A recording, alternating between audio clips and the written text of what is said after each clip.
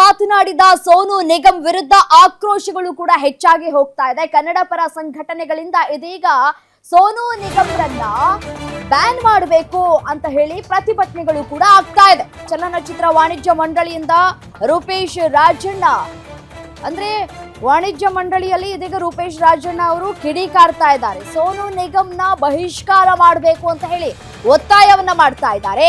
ಯಾವುದೇ ಸಿನಿಮಾದಲ್ಲಿ ಸೋನು ನಿಗಮ್ ಹಾಡನ್ನ ಹಾಡುವಂತಿಲ್ಲ. ಹಾಡಿದ್ರೆ ಆ ಸಿನಿಮಾ ರಿಲೀಸ್ ಆಗೋದಕ್ಕೆ ನಾವು ಬಿಡೋದಿಲ್ಲ. ರಿಲೀಸ್ ಏನಾದ್ರೂ ಆದ್ರೆ ಅದಕ್ಕೆ ಮಂಡಳಿಯೇ ನೇರ ಹೊಣೆ ಅಂತ ಹೇಳಿ ರೂಪೇಶ್ ರಾಜಣ್ಣ ಹೇಳ್ತಾ ಇದ್ದಾರೆ. ಕರ್ನಾಟಕದಲ್ಲಿ ಯಾವುದೇ ಕಾರ್ಯಕ್ರಮಕ್ಕೆ ಕರೆಯೋ ಹಾಗಿಲ್ಲ. ಚಲನಚಿತ್ರ ವಾಣಿಜ್ಯ ಮಂಡಳಿಗೆ ರೂಪೇಶ್ ರಾಜಣ್ಣ ಎಚ್ಚರಿಕೆಯನ್ನ ಕೂಡ ಕೊಟ್ಟಿದ್ದಾರೆ. ಎಲ್ಲೆಡೆ ಇದೀಗ ಸೋನು ನಿಗಮ್ ರವರ ಆ ಒಂದು ಹೇಳಿಕೆಯಿಂದಾಗಿ ಸಾಕಷ್ಟು ಆಕ್ರೋಶಗಳು ಕೂಡ ವ್ಯಕ್ತವಾಗ್ತಾ ಇರುವಂತದ್ದು. ಪಹಲ್ಗಾಮ್ ದಾಳಿಯಲ್ಲಿ ನಾವು 26 ಜನರನ್ನ ಕಳ್ಕೊಂಡಿದ್ದೀವಿ ಭಾರತೀಯರನ್ನ. ಈ ಸಂದರ್ಭದಲ್ಲಿ ಕನ್ನಡ ಹಾಡು ಹಾಡಿ ಅಂತ ಹೇಳಿದ್ದಕ್ಕೆ ಪಹಲ್ಗಾಮ್ಗೆ ಹೋಲಿಕೆ ಮಾಡಿ ಮಾತನಾಡುವಂತದ್ದು ಅನಿವಾರ್ಯ ಏನಿತ್ತು?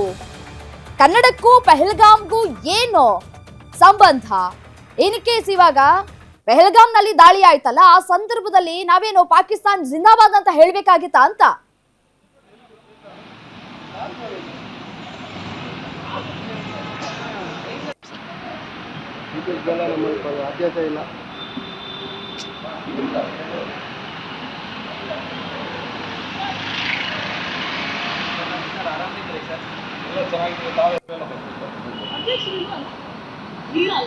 ಇಲ್ಲ, ಅವರು ಡೆಲ್ಲಿ ಅದೇನು ಇವ್ರದ್ದು PM ಅವ್ರದ್ದು ಕಾರ್ಯಕ್ರಮ, ಅವ್ರ ಪರವಾಗಿ ಸರಳ ವಿನಂತಿಯನ್ನ ಭಯೋತ್ಪಾದಕ ಕೃತ್ಯಕ್ಕೆ ಲಿಂಕ್ ಮಾಡಿರೋದು ಎಷ್ಟರ ಮಟ್ಟಿಗೆ ಸರಿ ಅಂತ ಹೇಳಿ ಇದೀಗ ಆಕ್ರೋಶಗಳು ವ್ಯಕ್ತವಾಗ್ತಾ ಇರುವಂತದ್ದು.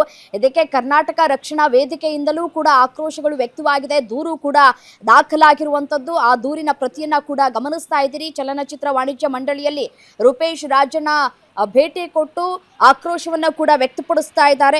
ಕನ್ನಡ ಹಾಡನ್ನ ಹಾಡಿ ಎಂಬ ಸರಳ ವಿನಂತಿಯನ್ನ ಭಯೋತ್ಪಾದಕ ಕೃತ್ಯಕ್ಕೆ ಲಿಂಕ್ ಮಾಡೋ ಮೂಲಕ ಸೋನು ನಿಗಮ್ ಕನ್ನಡಿಗರನ್ನ ಅವಮಾನಿಸಿದ್ದಾರೆ. ಸಾಂಸ್ಕೃತಿಕ ಹೆಮ್ಮೆ ಮತ್ತು ಭಾಷಾ ಗುರುತನ್ನ ಹಿಂಸೆ ಮತ್ತು ಅಹಿಷ್ಣುತೆಗೆ ಲಿಂಕ್ ಮಾಡಿದ್ದಾರೆ ಅಂತ ಹೇಳಿ ದೂರಿನಲ್ಲಿ ಆರೋಪಗಳನ್ನ ಕೂಡ ಮಾಡಲಾಗಿದೆ. ಈ ಹೇಳಿಕೆಯನ್ನ ಸೋಷಿಯಲ್ ಮೀಡಿಯಾಗಳಲ್ಲಿ ವೈರಲ್ ಕೂಡ ಮಾಡಲಾಗ್ತಾ ಇದೆ. ನೋಡಿ, ಒಂದೇ ಒಂದು ಕ್ಷಮೆ ಕೇಳೋದಕ್ಕೆ ಎಷ್ಟೊತ್ತು? ಸೋಷಿಯಲ್ ಮೀಡಿಯಾ ಅನ್ನೋದು ಫ್ರಾಕ್ಷನ್ ಆಫ್ ಸೆಕೆಂಡ್ಸ್ ಅಲ್ಲಿ ವೈರಲ್ ಆಗುತ್ತೆ. ನೀವು ಮಾಡಿರೋ ತಪ್ಪು, ನೀವು ಮಾಡಿದಂತಹ ತಪ್ಪಿಗೆ ಕ್ಷಮೆಯನ್ನ ಕೇಳಬೇಕು ಅನ್ನೋದು ಕನ್ನಡಿಗರ ಆಗ್ರಹ. ಕನ್ನಡಿಗರು ಏನ್ ಮಾಡಿದ್ರು ನಿಮಗೆ? 900ಕ್ಕೂ ಹೆಚ್ಚು ಹಾಡುಗಳನ್ನ ಆಡಿದ್ದೀರಿ ಕನ್ನಡದಲ್ಲಿ. ನೀವು ಹಿಂದೆ ಒಂದು ಸ್ಟೇಟ್ಮೆಂಟ್ ಕೂಡ ಕೊಟ್ಟಿದ್ರಿ.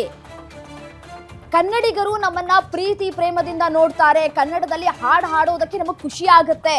ನಾನು ಎಲ್ಲೇ ಯಾವುದೇ ಒಂದು ಪ್ರೋಗ್ರಾಮ್ಗೆ ಹೋದಂತಹ ಸಂದರ್ಭದಲ್ಲಿ ಕನ್ನಡ ಹಾಡನ್ನ ಹಾಡೇ ಹಾಡ್ತೀನಿ ಅಂತ ಹೇಳಿದ್ರಿ, ಒಪ್ಕೊಳ್ಳೋಣ. ಬಟ್ ಆದ್ರೆ ನೀವು ಕನ್ನಡಕ್ಕೂ ಪಹಲ್ಗಾಮ್ಗೂ ಎಲ್ಲಿಂದೆಲ್ಲಿಗೂ ಲಿಂಕ್ ಅನ್ನ ಮಾಡ್ತಾ ಇದ್ದೀರಿ. ಉಗ್ರರಿಗೂ ಕನ್ನಡಕ್ಕೂ ಏನ್ ಸಂಬಂಧ? ಉಗ್ರರ ಚಟುವಟಿಕೆಗೂ ಕನ್ನಡಕ್ಕೂ ಏನ್ ಸಂಬಂಧ ಅಂತ ಹೇಳ್ತೀನಿ. ಇನ್ನು ಪಹಲ್ಗಾಮ್ಗೆ ಹೋದಂತಹ ಸಂದರ್ಭದಲ್ಲಿ ಕನ್ನಡಿಗರು ಕೂಡ ನಾವು ಕಳ್ಕೊಂಡಿದೀವಿ. 2 ಕನ್ನಡಿಗರನ್ನ ಕಳ್ಕೊಂಡಿದ್ದೀವಿ. ಶಿವಮೊಗ್ಗದ ಮಂಜುನಾಥ್ ಮತ್ತೆ ಭರತ್ ಭೂಷಣ್ ಅವ್ರನ್ನ ಕಳ್ಕೊಂಡಿದ್ದೀವಿ. ಇನ್ ಕೇಸ್ ಅಲ್ಲಿ ಪಹಲ್ಗಾಮ್ನಲ್ಲಿ ನಾವು ಭಾರತ್ ಮಾತಾ ಕಿ ಜೈ ಅಂತ ಹೇಳ್ಬೇಕು, ಕನ್ನಡಕ್ಕೂ ಕೂಡ ಜೈ ಅಂತ ಹೇಳ್ಬೇಕೆ ಹೊರತು ನಾವಲ್ಲಿ ಕೂತ್ಕೊಂಡು ಆ ನೆಲದಲ್ಲಿ ಕೂತ್ಕೊಂಡು ಅಥವಾ ನಿಂತ್ಕೊಂಡು ನಾವಲ್ಲಿ ಪಾಕಿಸ್ತಾನಕ್ಕೆ ಜಿಂದಾಬಾದ್ ಅಂತ ಹೇಳ್ಬೇಕಾಗಿತ್ತ ಅಂತ? ನಿಮ್ಮ ಮನಸ್ಥಿತಿ ಯಾವ ರೀತಿಯಾಗಿದೆ? ಏನ್ ಸಂದೇಶ ರವಾನೆ ಮಾಡ್ತಾ ಇದ್ದೀರಿ ಅಂತ ನೀವು ಮೊದಲಿಗೆ ನೀವು ಕ್ಷಮೆ ಯಾಚಿಸಬೇಕು. ಕನ್ನಡಿಗರ ಆಕ್ರೋಶಕ್ಕೆ ಗುರಿಯಾಗಿದ್ದೀರಿ, ಮೊದಲು ಕ್ಷಮೆ ಯಾಚಿಸಿ ಅಂತ ಹೇಳಿ ಇದೀಗ ಆಕ್ರೋಶಗಳು ಕೂಡ ವ್ಯಕ್ತವಾಗ್ತಾ ಇರುವಂತದ್ದು.